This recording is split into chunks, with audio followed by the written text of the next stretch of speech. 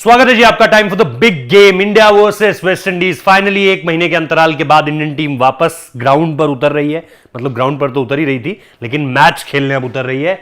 हम बात करने वाले हैं आज इस जबरदस्त मुकाबले की, जहां पर इंडिया वर्सेस वेस्ट इंडीज में हम बनाएंगे ड्रीम 11 की एक ऐसी टीम जो आपको ज्यादा से ज्यादा फायदा पहुंचा सकती है। हमेशा की तरह हमारे जो पैमाने होंगे वो एक तरह से ही होंगे, लेकिन इसके जो आउटकम्स होंगे वो आपको भी पता है कि डिफरेंट होंगे, क्योंकि ये वेस्ट इंडीज की धरती है और ये है एक तरीके से आप ये जान लो कि भाई यहां पर जो है वो विकेट थोड़ा सा ग्रिप जरूर करता है। और इस मैदान पर किस तरीके से कंडीशंस होंगी, किस तरीके से जो है गेंदबाजी होगी, किस तरीके से बल्लेबाजी होगी, सब कुछ आपको बताएंगे। क्योंकि यहां पर हम 2011 में खेले थे आखिरी बार, तब राहुल द्रविड़ भी हिस्सा हुआ करते थे। विराट कोहली ने पहली बार उनका दौरा था। आप देखिए, शायद विराट कोहली का आखिरी दौरा Rahul Dravid as an head coach है। तो पेसर्स वर्सेस स्पिनर्स सबसे पहले जो हमारी बात होगी, पेसर्स वर्सेस स्पिनर्स को लेकर के सबसे पहले बात होगी कि पेसर्स यहां पर ज्यादा बढ़िया करेंगे या स्पिनर्स। देन प्लेइंग 11 पर आएंगे। बेस्ट प्लेइंग 11 क्या है दोनों टीमों की? वेस्ट इंडीज के 2-3 खिलाड़ी नहीं है। प्लेयर स्टैट्स 6-6 खिलाड़ी, 5-5 performance, batters, bowlers, allrounders. Then finally बनाएंगे एक ड्रीम 11 टीम जो कि आपको ज्यादा से ज्यादा फायदा पहुंचा सकती है, लेकिन उससे ज्यादा फायदा आपको पहुंचाएगी ग्रैंड लीग टीम। तो आखिरी तक वीडियो देखिएगा। अब बहुत हो गई बातें, शुरुआत करते हैं नंबर से। वेन्यू स्टार्ट्स पर आते हैं। सबसे पहले पिछले 2 मुकाबले यहां पर जो हुए हैं उनकी बात करेंगे। एक मुकाबला है पाकिस्तान और वेस्ट इंडीज का, और दूसरा मुकाबला है, अगर आप देखेंगे, वेस्ट इंडीज और ऑस्ट्रेलिया का। पाकिस्तान वर्सेस वेस्ट इंडीज 376 पर 10 और 174 पर 8, 247 पर 10 और 202 पर 10। ये आप देख रहे हैं पूरी तरीके से एक इनिंग्स, दूसरी इनिंग्स, पहली इनिंग्स, दूसरी इनिंग्स, दोनों टीमों की आपने यहां पर देख ली। टोटल विकेट्स अगर आप देखोगे 38, पेसर्स को मिले हैं 20, स्पिनर्स को मिले हैं 18। बहुत ज्यादा अंतर नहीं है। ऐसा नहीं कह सकते कि भाई स्पिनर्स को बहुत ज्यादा है, पेसर्स को बहुत ज्यादा मिले हैं। रन्स भी अगर आप उस लिहाज से देखोगे तो पाकिस्तान ने अगर फर्स्ट इनिंग्स में 376 लगाए, जो कि अच्छा स्कोर है, तो वेस्ट इंडीज ने भी 247 तो लगा ही दिए, ऑल आउट हो गए भले ही। फिर अगर आप थर्ड इनिंग्स आते आते देखोगे तो 174, और फोर्थ इनिंग्स आते आते देखोगे तो 202। कहीं ना कहीं ये आपको बता रहा है कि दोनों टीमों ने बैटिंग जो है वो बुरी नहीं करी है। हालांकि पाकिस्तान का 174 पर 8 फिर भी दूसरी इनिंग्स में थोड़ा सा खराब पाएंगे आप। एक आपको सिचुएशन यहां मिल गई। अब यहां पर आइए, West Indies versus Australia. West Indies 148 पर ऑल आउट हो जाती है, 216 पर 10 वो दूसरी पारी पे बनाते हैं। ऑस्ट्रेलिया पहली पारी में 318 पर ऑल आउट होती है और दूसरी पारी में उन्हें सिर्फ 47 रन बनाने पड़ते हैं। टोटल विकेट्स जो गिरे वो गिरे 31, पेसर्स को मिले हैं 20, स्पिनर्स को मिले हैं 11। यहां पर फिर भी आप देखोगे +9 का डिफरेंस है। +9 का डिफरेंस अगर आपके सामने आ गया है तो आप निश्चित तौर पर यह कहोगे कि हाँ यार, यहां पर जो है ना वो पेसर्स को थोड़ा सा एडवांटेज जो है वो ज्यादा है। तो अब हमें कुल मिलाकर क्या पता चला है कि अगर आप इस विकेट को देखो तो यहां पर आपको क्या मिलेगा कि आपको, ठीक है, पेसर्स यहां पर बढ़िया करते हुए जरूर दिखाई दे रहे हैं, लेकिन यह विकेट ट्रेडिशनली आपको थोड़ा सा स्पिनर्स के लिए भी मददगार रहेगा। मैं आपको हमेशा से यही कहूंगा कि यहां पर आप सिर्फ स्पिनर्स को लेकर के मत जाइएगा, बल्कि ऑफ द सर्फेस जो गेंदबाज बढ़िया कर सकते हैं उनको भी लीजिएगा। उनके बारे में आगे बात करेंगे। अब अगर आप डोमिनिका की बात करो, विंसर पार्क, और यहां पर अगर आप देखो, थोड़ा सा और रीडिफाइन करते हैं इसे। एवरेज स्कोर है यहां पर 250 रन, ठीक है, बहुत ज्यादा बढ़िया नहीं है। टोटल विकेट्स 137, पेसर्स को मिले 53 और स्पिनर्स को मिले 84। अब यहां पर अगर आप चीजों को देखते हो तो आपको क्या पता चलता है कि भाई यहां पर जो है वो आपको कम से कम मेरे हिसाब से ये पड़ गया है आपको, अगर आप इसको जाओगे तो +29 का डिफरेंस आपको नजर आ रहा है, अगर मैं गलत नहीं हूं तो यहां पर जब आप जाते हो तो आपको पता चलता है कि हाँ यार, ये कहीं ना कहीं एक ऐसी चीज हो गई है जिसमें आप सीधे तौर पर ये कह सकते हो कि फेवरेबल फॉर स्पिनर्स, अगर आप इसे ओवरऑल देखते हो तो ये इसीलिए मैं कह रहा हूं कि यहां पर आकर आप बोल सकते हो कि ये विकेट जो है वो स्पिनर्स के लिए बड़ा जबरदस्त होने वाला है। तो इसलिए स्पिनर्स को बड़े ध्यान से चुनिएगा। ग्रिप जिन तेज गेंदबाजों का बॉल करता है उनको बड़े ध्यान से चुनिएगा। और इसके अलावा बॉलिंग फ्रेंडली विकेट है तो बॉलर्स को ज्यादा चुन सकते हो। एक रिक्वेस्ट आप लोगों से जो करना चाहता हूं, मिनिमम, हम हमेशा बोलते हैं 1000 लाइक्स तो आपको वीडियो में करने ही करने, इससे आगे आप जितना कर दो। मिनिमम लाइक टारगेट 1000 है। सबसे पहले अभी वीडियो देखते देखते लाइक कर दो, वरना खत्म होने के बाद कर देना, लेकिन कर जरूर देना, ठीक है जी। अब हमें पता चल चुका है कि फेवरेबल ये किस तरीके से होगा। अब जो सबसे इंपॉर्टेंट चीज होती है, टीम इंडिया की प्लेइंग 11 क्या होगी। अब देखो यार, बैटिंग ऑर्डर के लिहाज से अगर आप देखोगे तो ये सबसे एक बड़ा सवाल होने वाला है। हालांकि मैं इसमें यही मानूंगा कि यहां पर मेरे हिसाब से यशस्वी जायसवाल 2 पर आएंगे, इसकी पॉसिबिलिटी मुझे ज्यादा लग रही है। हालांकि शुभमन गिल ने रेस्ट ऑफ इंडिया के लिए और सॉरी, यशस्वी जायसवाल ने रेस्ट ऑफ इंडिया के लिए, अभी आप एमपी वर्सेस आरओआई देखोगे रेस्ट ऑफ इंडिया, तो उसमें यशस्वी ने 3 नंबर पर खेला हुआ है, जबकि रणजी में अगर आप देखोगे तो पृथ्वी शॉ के साथ ओपन करते हैं। शुभमन गिल के साथ बीच में टीम इंडिया सोच रही थी कि भाई इनको जो है वो मिडिल ऑर्डर में लेकर आना है। और 2019 का वेस्ट इंडीज ए का दौरा अगर आप देखोगे, इंडिया ए का दौरा देखोगे 2019 का, तो वहां पर शुभमन गिल ने 3 नंबर, 4 नंबर और 5 नंबर अलग अलग पोजीशंस पे बैट की हुई है। तो यहां पर मेरे हिसाब से यश ऊपर आएंगे, शुभमन 3 नंबर पर आएंगे, और आगे आप इसको इसी तरीके से देखोगे। रोहित और यशस्वी, जो प्रैक्टिस गेम भी हुआ था वहां पर भी रोहित और यशस्वी ने अभी वेस्ट इंडीज में ओपन किया था। इसके अलावा फिर विराट कोहली है, अजिंक्य रहाणे, ईशान किशन, लग रहा है कि विकेट कीपिंग चांस उन्हें दिया जाएगा, केएस भरत को नहीं, रविंद्र जडेजा, शार्दुल ठाकुर, जैसा मैंने कहा कि अगर ठाकुर का गेंद ग्रिप होता है तो मजा आएगा। फिर अश्विन हो गए, मोहम्मद सिराज हो गए, और मुकेश कुमार को मौका मिल सकता है, यहां पर आप ये मानकर चलिए, क्योंकि जिस तरीके से हम देख रहे हैं ये आपका एक पोटेंट अटैक हो सकता है इन विकेटों पर। ये तो हो गई इंडियन टीम की बात। अब जैसा मैंने कहा, वेस्ट इंडीज की टीम को अगर आप देखोगे, माफ कीजिएगा यहां पर गलती से जो है वो स्कॉटलैंड लिखा आ गया है, लेकिन वेस्ट इंडीज की टीम को अगर आप देखोगे तो आपको क्या मिलने वाला है, क्रेग ब्रैथवेट आपको मिलेंगे वहां पर।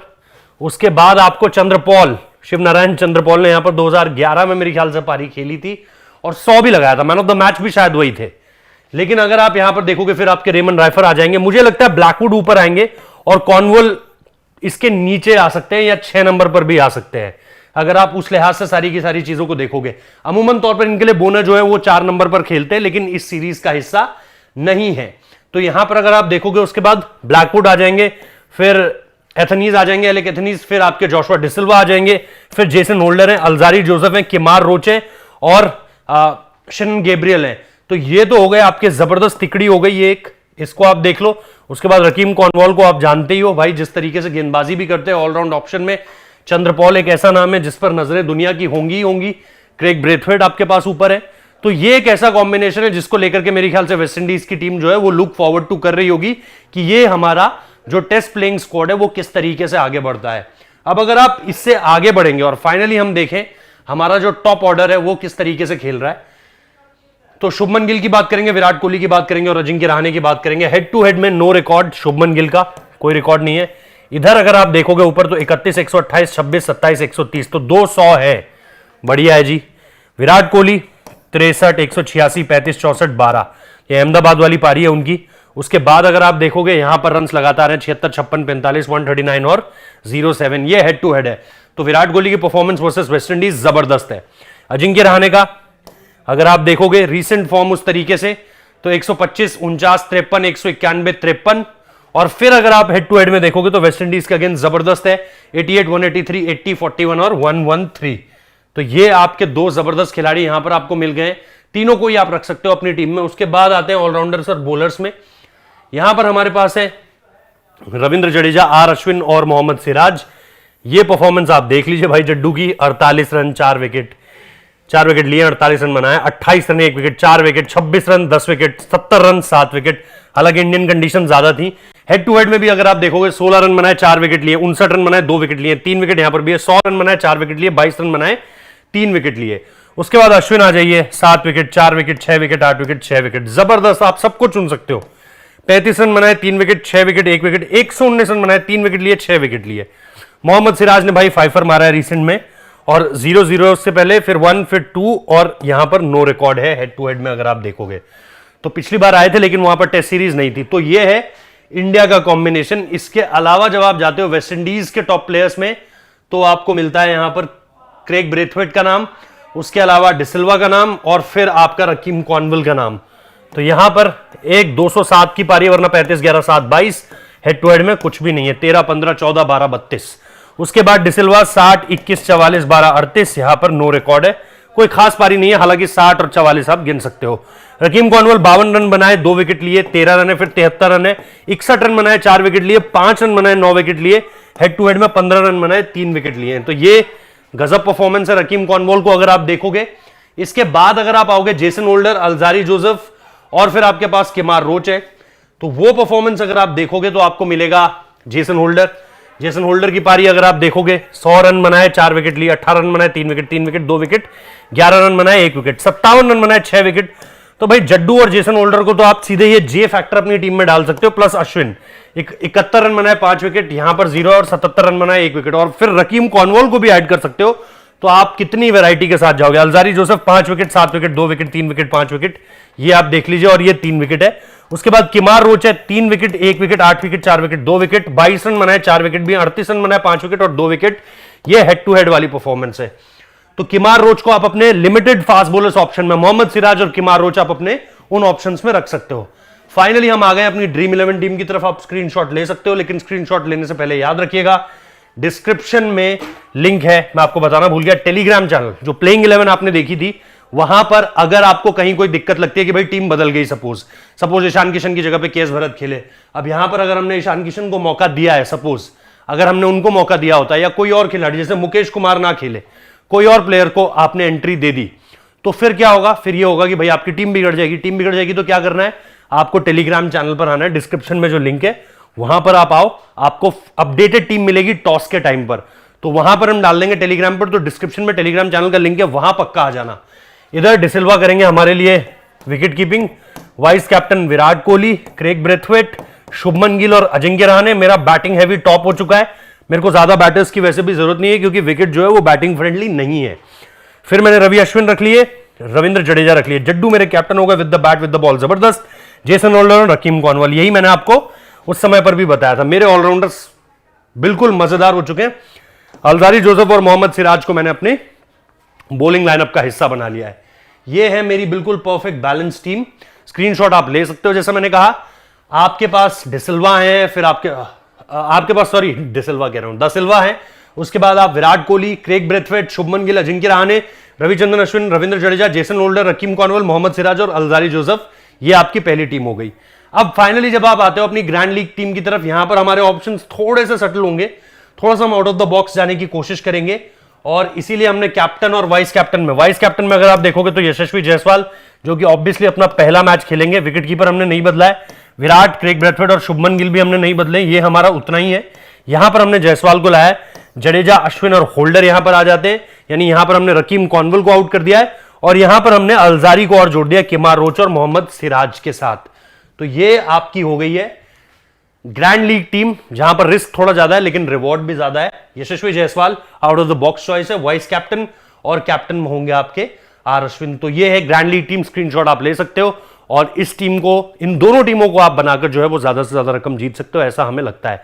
आपकी जो टीम है वो भी आप शूट कर दीजिए कमेंट बॉक्स में। वीडियो को लाइक करना मत भूलिएगा, याद रखिए 1000 लाइक्स मिनिमम टारगेट है, आपको इससे ज्यादा में पहुंचाना है। चैनल को सब्सक्राइब कीजिए, डिस्क्रिप्शन में टेलीग्राम चैनल का लिंक है, जहां पर अगर टीम में चेंजेस होते हैं तो आपको अपडेटेड टीम मिल जाएगी, इसलिए जरूर टेलीग्राम चैनल से जुड़ जाइए, और इसके साथ साथ लगातार हमें देखते रहिए, हम इसी तरीके से आपके साथ जुड़ते रहेंगे।